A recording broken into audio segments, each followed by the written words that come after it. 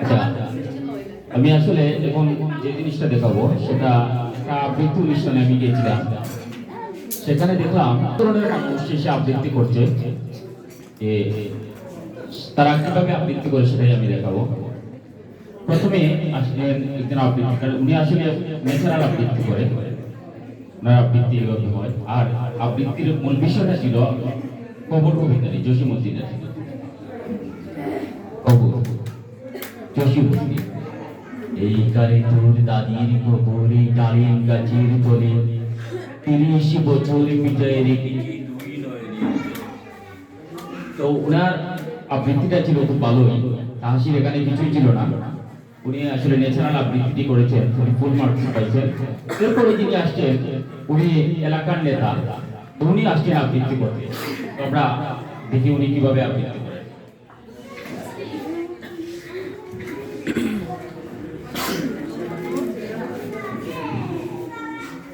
আসলে সামনে কেউ ছিল না।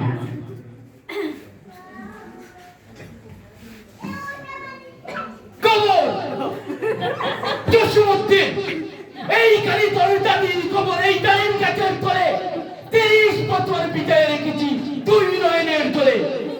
আসলে বিচারকরা বলে দিয়ে গেছিলেন,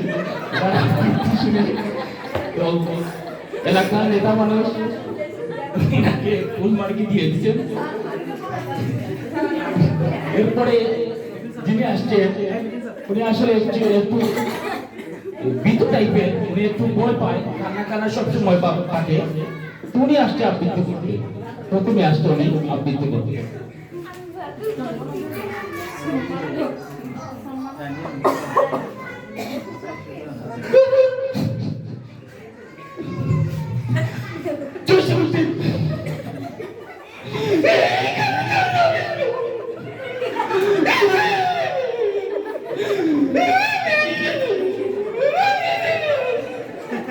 এতটাই আবেগ আবৃত্তি হয়ে গেছিল, পুরাটা আবৃত্তি করতে পারে না। তো এরপরে যিনি আসছেন উনি আসলে একটু ময়লা আবর্জনা থাকেন, একটু চুলকানি টুলকানি আছে, উনিও আসছে আবৃত্তি করতে এবং উনি যেই আবৃত্তি করতে। কবর জসীমউদ্দিন। এই কারে তোর এই কারে তোর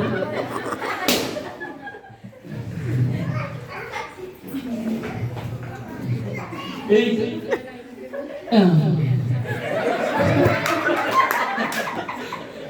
তো আমরা সবাই লোক শেষ, উনার আসলে স্কার্ট পরার দরকার ছিল, তো উনি আবৃত্তি করে গেছেন। এরপরে যিনি আসছেন উনি একটু তুতলা টাইপের, উনি আসছে আবৃত্তি করতে। আমরা দেখি উনি কিভাবে আবৃত্তি করে। কবর জসীমউদ্দিন।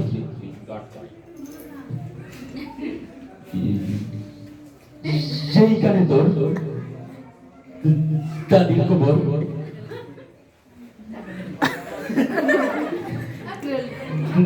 ডালিম গাছের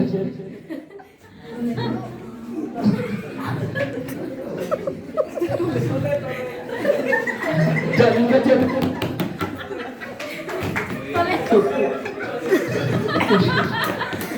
উনি আসলে আবৃত্তিটা শেষ করতে পারলে উনি চলে এসে আটকে গেছেন।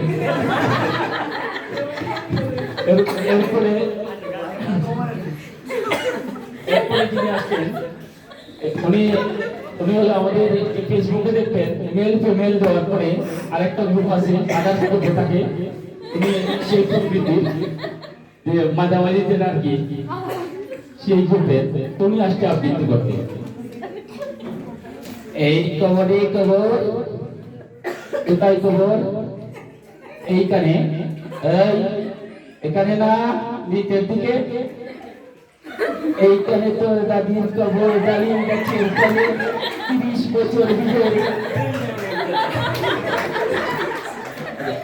তো উনি আবৃত্তি করে গেছে, আমরা সবাই আসলে দেখছি।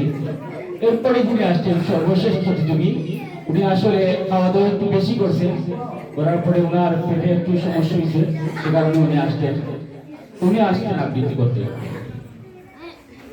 খবর যশোমতী, এইখানে তোর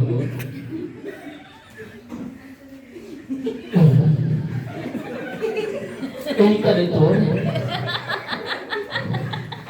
এইখানে তোর